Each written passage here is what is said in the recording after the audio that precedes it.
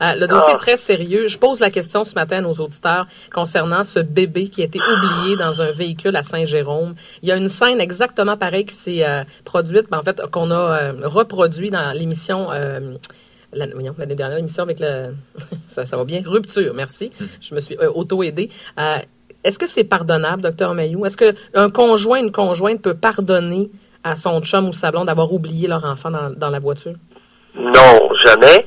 Maintenant, les faits de la cause vont être importants ici. Oui. Alors, l'état mental du père concernant la situation, écoute, il est même allé jusqu'à se présenter à la garderie pour cueillir le bébé.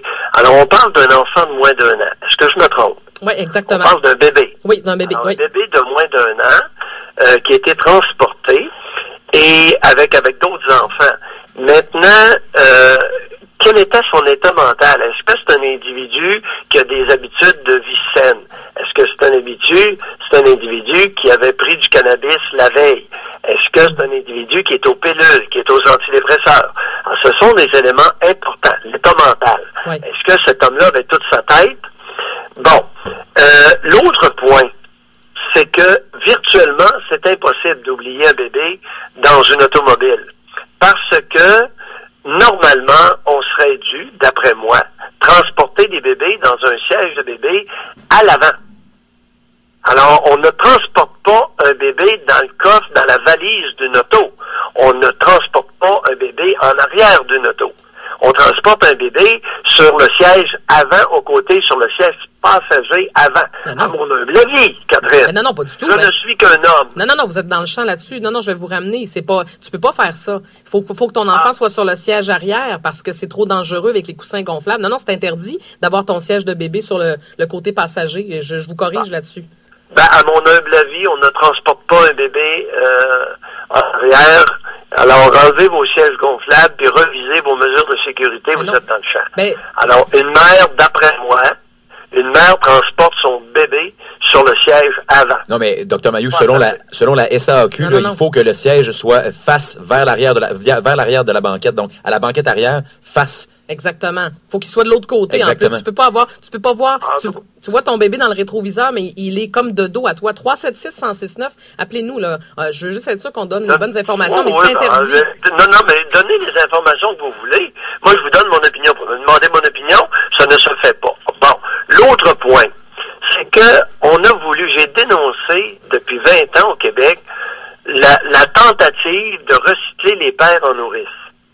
C'est un jeu très dangereux pour les bambins, les bébés et les bambins.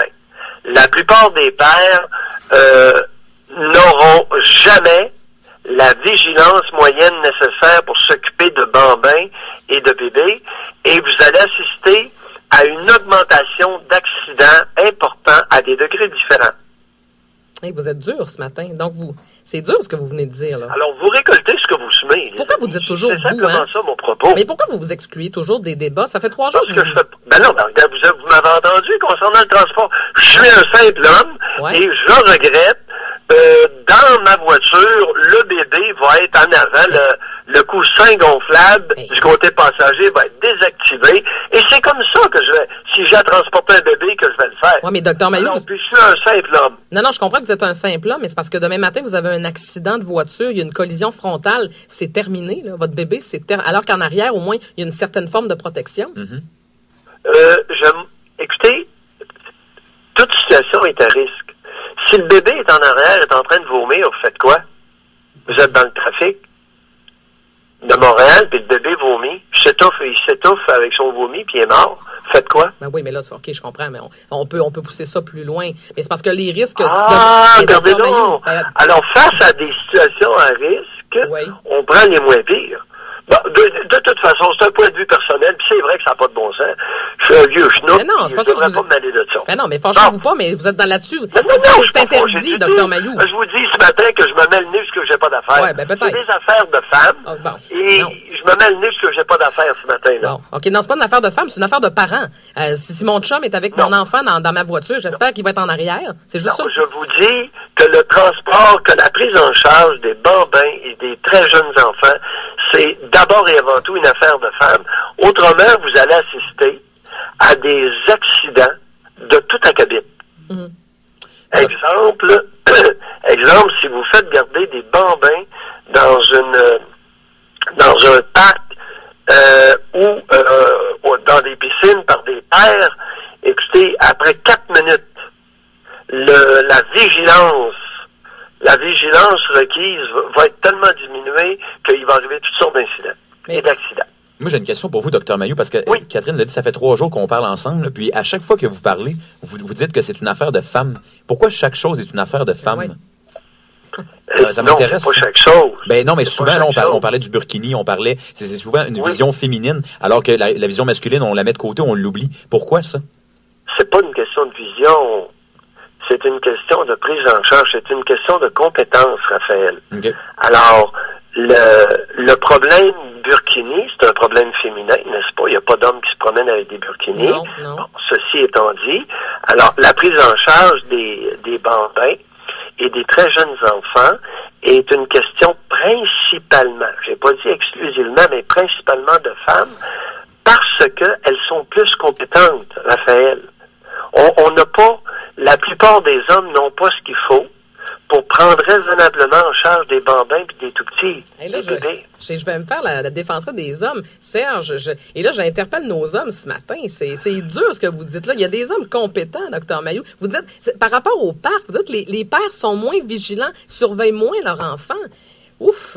Ça saisit ce matin. Et c'est comme ça dans le règne animal.